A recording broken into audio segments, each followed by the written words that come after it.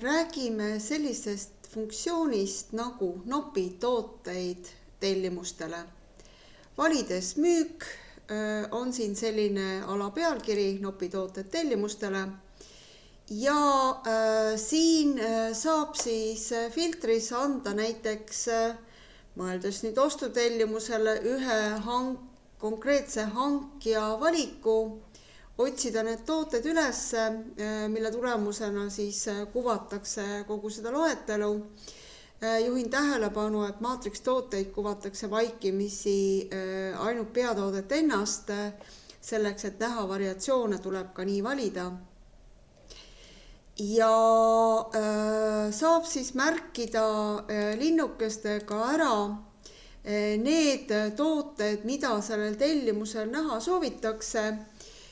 Ja need read tekivad ka siia ülesse, aga nad tekivad kogusega üks vaikimisi. Ehk seda kogust peab nüüd ise oskama siis määrata. Ja ma seda ka teen siis praegu. Ja ma saan siit minna tegema nii müügi kui ostutellimust. Arvestades me valisime siia hankija, siis pigem nagu koosta ostutellimus. Ees ongi ostutellimus, aga juhin tähelepanu, et hankija lahter on tühi, ehk see hankija tuleks siis ise valida. Need read tuleks üle vaadata, võib-olla on vaja ka veel hinda muuta ja teda saab siis kas ainult salvestada või kinnitada ehk minna selle tellimusega edasi täiesti tavapäraselt.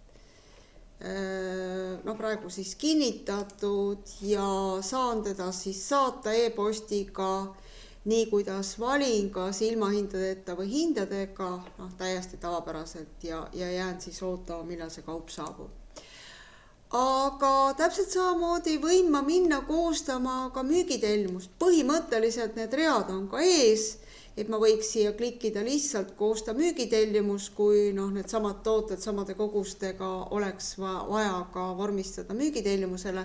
Aga loomulikult ma võin ka öelda tühjenda valitud ja minna täiesti uut valikut tegema, näiteks valida mingisuguse muu tootegrupi hoopis, näiteks rõivad, kuvan ka maatrikstoodete variatsioone ja otsin. Ekraanil kuvataksegi neid tooteid. Ma näen siit tegelikult ära ka praegu, mis siin veel toimumas on. Ma näen ära laoseisu, nii et ma saan selle alusel ka siis teha omad järeldused, et milliseid tooteid siit võiks üldse valida. Märgin ära.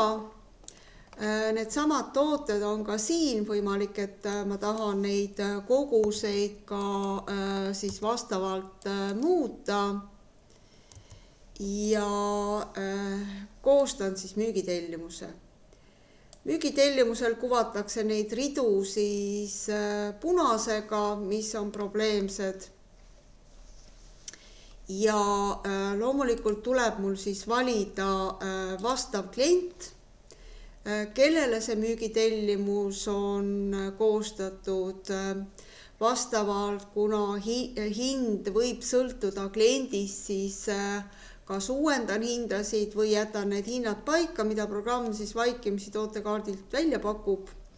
Lisaks saan valida ladu, mis omakorda võib tuua hinnamuutuse, sest laole võib olla kehtestatud hinnakiri.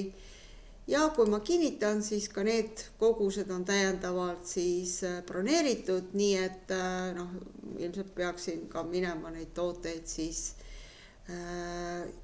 ostutellimusele vormistama.